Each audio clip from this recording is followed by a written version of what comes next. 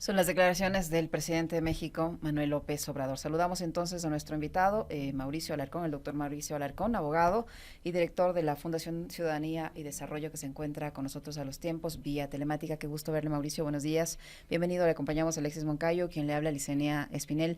¿Qué evaluación desde el punto de vista legal hace usted respecto a la participación, a la presentación que hizo ayer el viceministro de Relaciones Exteriores de Ecuador, el vicecanciller encargado, en el seno de esta reunión convocada por el Estado ecuatoriano en la Organización de Estados Americanos?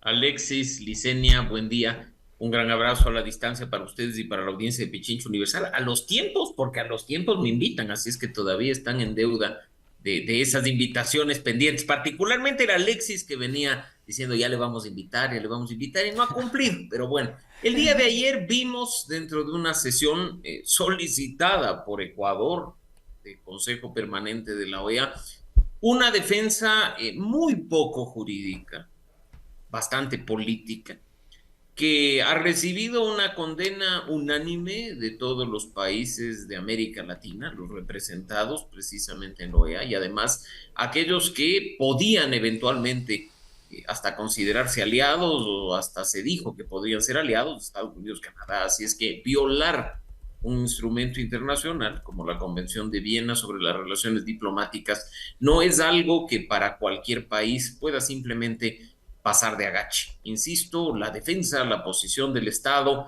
aunque muy bien expresada y con mucha contundencia, fue una defensa política. Y en esos espacios de derecho internacional, particularmente, la política juega un nivel y la diplomacia, el derecho internacional y las relaciones internacionales uno, que es un poco más importante. Ujú. Qué gusto, doctor Alarcón. Buenos días. Ayer una de las cosas que me llamó profundamente la atención después de la defensa del doctor Dávalos, que creo que ameritaría también un comentario suyo con respecto de la renuncia previa que se conoce de la Viceministra. viceministra, ¿no? Rivadeneira me parece que es el apellido, se me escapa ahora el nombre. Pero hay, me parece, ya como consecuencias de esto. Me imagino yo, habrá ella presentado sus excusas de, no sé, no querer asistir a este foro, lo que sea. Pero por algo habrá renunciado, pues en un momento como este no creo que estén haciendo una reestructuración. Pero lo que dice Dávalos al final es necesario, y el Ecuador se vuelve pionero en este momento, revolucionario casi, revisar la figura del asilo. Este caso en particular al Ecuador le faculta el plantear, el revisar una figura tan importante que ayer incluso el delegado de la Santa Sede defendió, doctor Alarcón. O, digamos, eso forma parte del bochorno que pasó la política A exterior ayer. ver, a ver, Alexis, recordarás tú que en tiempos pasados otros gobiernos también han planteado la revisión de instrumentos internacionales. En su Uh -huh. momento fueron temas de Pacto de San José, los temas vinculados al estatuto de la Comisión y de la Corte Interamericana de Derechos Humanos. Revisar un instrumento internacional, actualizarlo, no está mal. Aprovechar ese espacio, esa iniciativa de reforma para satisfacer intereses personales es incorrecto. Y Uh tú -huh. sabes que lo condenamos Uh -huh. cuando en su momento se intentó modificar el sistema interamericano de derechos humanos en beneficio de intereses particulares, y lo condenamos hoy, que Uh se -huh. intenta modificar la figura del asilo a propósito de un caso en particular. No puede ni debe una región entera, no puede ni debe el mundo entero, porque no estamos hablando de una convención interamericana, sino de una convención internacional, mundial, revisar este tema por un caso en específico. Si tú me preguntas a mí, sin caer en eso de denominarme experto en derecho internacional, por algo la convención tiene tanta antigüedad, ha estado en vigencia durante tantos años, ha sido perfectamente aplicable y establece procedimientos para que si un Estado no está de acuerdo con el otorgamiento de asilo de otro, los active y vaya por esas vías. Uh -huh. No para que cuando se comete un error o un horror se pague con la misma moneda. Dos errores no hacen un acierto. ¿Qué expectativas podremos tener, doctor Alarcón, de lo que va a ocurrir hoy ya en esta nueva reunión de la Organización de Estados Americanos y del anuncio que acaba de formular el presidente AMLO?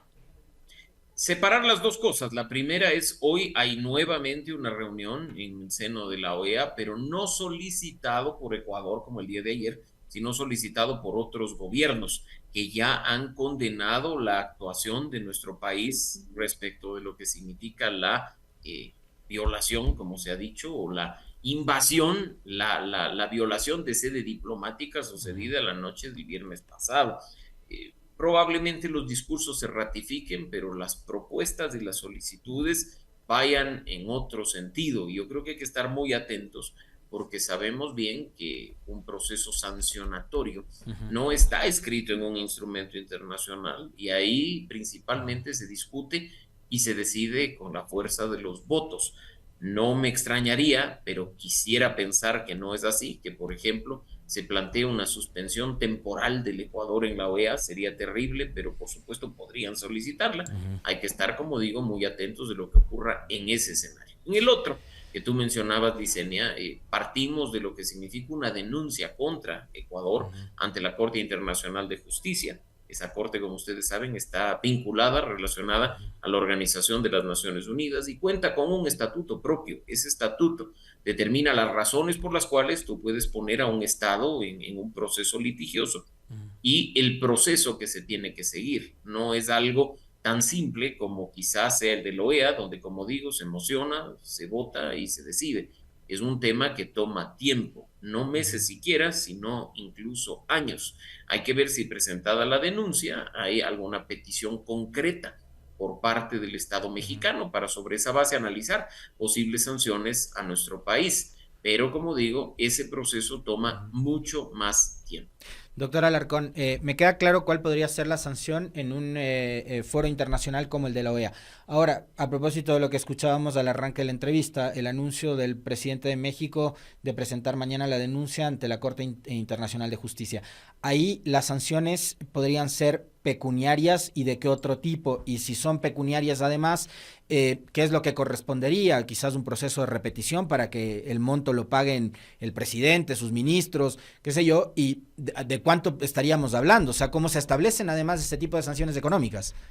Bueno, en este caso vamos a partir de lo último. Siempre cuando hay una responsabilidad pecuniaria por parte del Estado ecuatoriano, en este caso cuando se la recibe, debería ejercerse el derecho de repetición, porque detrás de una responsabilidad estatal hay una responsabilidad de los funcionarios que por acción u omisión permitieron que ese tema pase. Lo hemos dicho cuando los ecuatorianos hemos debido pagar sumas bastante grandes a propósito de indemnizaciones dentro del sistema interamericano, pero creo, hasta donde yo tengo conocimiento, a hoy ningún tema de repetición ha podido ser concretado efectivamente por parte del Estado ecuatoriano respecto de los funcionarios involucrados en estos temas, ¿no? Ahora, en este caso, creo que hay que tener en cuenta, de nuevo como punto de partida, que los fallos de la Corte Internacional de Justicia son vinculantes, no se establece dentro de su estatuto un procedimiento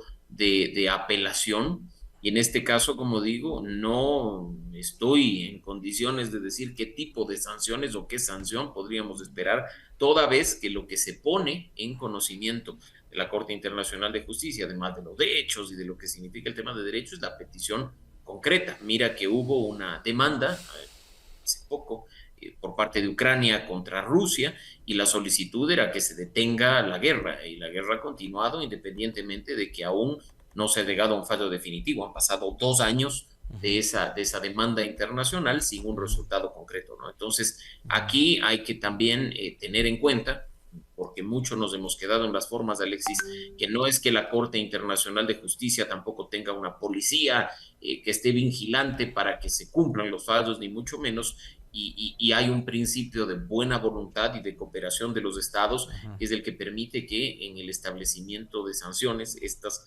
efectivamente puedan ser aplicadas, ¿no? ¿Y por qué hago mención de esto último, Alexis? Por una razón, porque creo que muchos nos hemos quedado en qué va a ocurrir si hay votos en la OEA o qué va a ocurrir si los jueces dentro de 2 o 3 años fallan en contra de Ecuador, pero hay sanciones que no están escritas en instrumentos internacionales ni dependen de acudir a instancias internacionales y son las sanciones producto de la ruptura de relaciones diplomáticas. Mira que afortunadamente México ha actuado con relativa madurez dentro de esta esta problemática y ha dicho que se restablecerán los servicios consulares para no afectar a los ecuatorianos que estaban, por ejemplo, buscando una visa, o aquellas personas que aquí en México estaban buscando, no sé, pues renovar sus documentos de identidad y algunas cosas, ¿no? Mantener servicios consulares es vital, y de no haberlo hecho hubiera sido quizá una de las cuestiones más graves que tenga lugar en el país. Se ha dicho que no hay repercusiones comerciales, pero eso está por verse. No se trata únicamente de sanciones en lo comercial, formalmente hablando, sino lo que significa por 1, por 2, por 3 días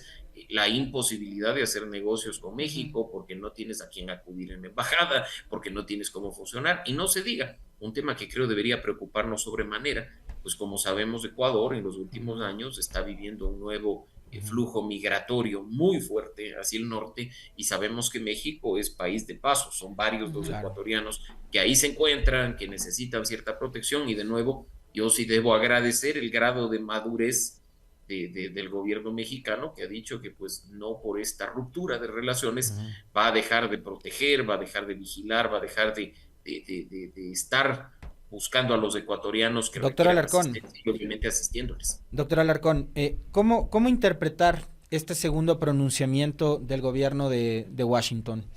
Jake Sullivan ayer ya elevó el tono de la condena ante lo actuado contra por el gobierno del Ecuador. ¿Cómo entender aquello? ¿Y qué implicaciones también puede tener que Estados Unidos se haya pronunciado en ese sentido? Alexis, no hay que olvidarnos que hay una relación muy cercana, son trillizos, Estados Unidos, México y Canadá en las relaciones internacionales, los acuerdos de América del Norte, las relaciones diplomáticas de América del Norte. O sea, basta una simple búsqueda de Google para darnos cuenta que pues de las primeras acciones que un presidente de uno de los 3 países, o un primer ministro de Canadá en este caso, hace, es reunirse con sus homólogos de Estados Unidos, México y Canadá respectivamente, ¿no? Entonces, esa relación cercana probablemente hizo que crezca el pronunciamiento, que se reafirme el pronunciamiento del gobierno estadounidense. Pero yo diría, más allá de que sea o no sea Estados Unidos, es un pronunciamiento unánime, ¿no? Que ratifica lo que he mencionado hace un momento. Un error se cometió probablemente por parte de México, pero eso no te faculta a cometer un error o un horror similar. 2 errores no hacen un acierto. En las relaciones internacionales no prima lo político, prima el derecho internacional, y aunque la diplomacia se considere política, la forma en que ésta se maneja es muy diferente a la política nacional, esa política de la rabieta, de la pataleta, del egocentrismo, que tanto daño nos ha hecho y que ahora nos está perjudicando a nivel regional. Doctor Alarcón, cambiando de tema, se ha dispuesto la desclasificación de los documentos respecto al asesinato del equipo periodístico de Diario El Comercio. Ya hubo una cosa parecida en el gobierno de Lenín Moreno que finalmente no se hizo efectiva. ¿Qué posibilidades hay de que ahora esto sí ocurra, de que se conozcan los detalles de cómo se produjo este lamentable suceso que ha quedado prácticamente en la impunidad? A ver, Licenia, separemos las cosas. Lo que hemos visto en años previos han sido declaraciones de buena voluntad. El gobierno de Lenín Moreno y el gobierno de Guillermo Lasso se han ofrecido voluntariamente a desclasificar información y nunca cumplieron dicho ofrecimiento.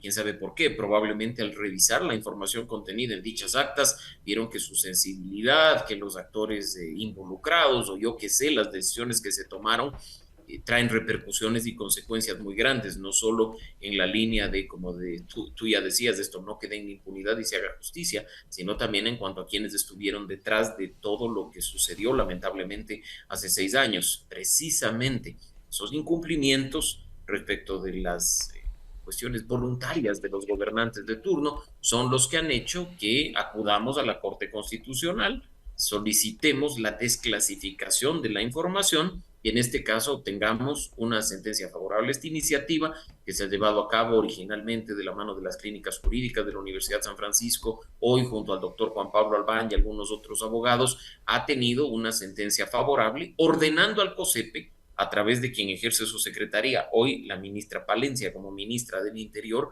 nos entregue actas de 3 sesiones que ocurrieron entre marzo y abril de 2018 para garantizar además su integridad. Se ha incluido todo lo que tiene que ver con audios, transcripciones y listas de asistentes de dichas sesiones y sobre todo que haya rendición de cuentas y un informe de cumplimiento de este tema, ¿no? Creo que una vez que la información sea recibida por parte de quienes activaron la demanda, y no me refiero a nosotros en condición de abogados, sino a Ricardo Rivas, Cristian Segarra y mi querido Galito, podamos en este caso tener información y datos que den luz, que nos permitan hacer justicia y sobre todo que este tema no quede en la impunidad como ha venido estando durante los últimos 6 años. ¿Esto es de obligatorio cumplimiento por parte de las autoridades del Ejecutivo? Doctor Alarcón, ¿no cabe por ahí que pongan una excusa y que digan que el revelar esta información atenta contra la seguridad del Estado? No, porque ya la Corte Constitucional ha ordenado su desclasificación e incluso, Licenia, ha llamado la atención al Ministerio de Defensa, a la Secretaría de Seguridad Nacional, al Ministerio del Interior, por nunca haber aportado con la razón y la fundamentación de que esta información sea clasificada. El artículo 18 de la Constitución es claro al señalar que en materia de violación de derechos humanos no hay clasificación ni reserva que valga. La información debe ser pública y estar disponible.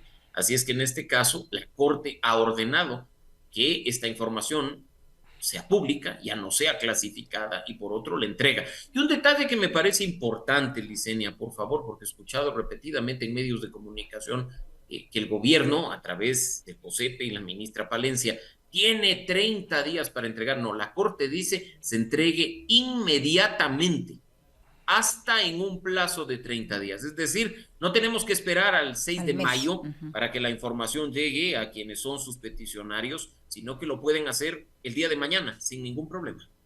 La develación de esa información, doctora Alarcón, para terminar, porque ya se nos acabó el tiempo, ¿va a aportar en el esclarecimiento de los hechos, en buscar a los reales responsables de este crimen?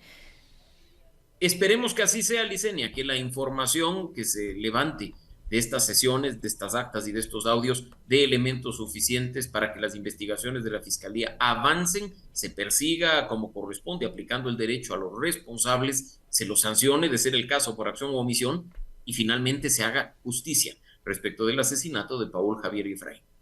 Muchísimas gracias, doctora Alarcón, muy gentil por atendernos, un gusto verle nuevamente. Gracias. Siempre un gusto y a la orden, un gran abrazo para ustedes y para la audiencia. Lo propio para usted, doctor, el Gracias. doctor Mauricio Alarcón, abogado y director de la Fundación Ciudadanía y Desarrollo, que ha estado con nosotros. Les dejamos, no sin antes saludar a Edwin Echeverría y Anita Caicedo, que siempre están pendientes de nuestros espacios informativos. Ya vienen las Guarmis del barrio. Chau.